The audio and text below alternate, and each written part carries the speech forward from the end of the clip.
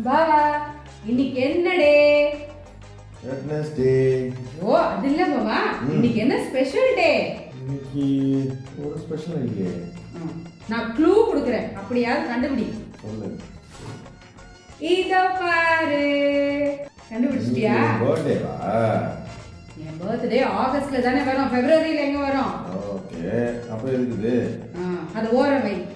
இப்ப நான் கொடுக்குற க்ளூல கண்டிப்பா கண்டுபிடிச்சிருவேன். இதோ பாரு. நம்ம வீட்டில் இவ்வளோ சுவாமி படம் இருக்குது, ஒரே ஒரு ரோஸ் வாங்கியிருக்க. நான் பார் எவ்வளோ ரோஸ் வாங்கி வந்துருக்குங்க.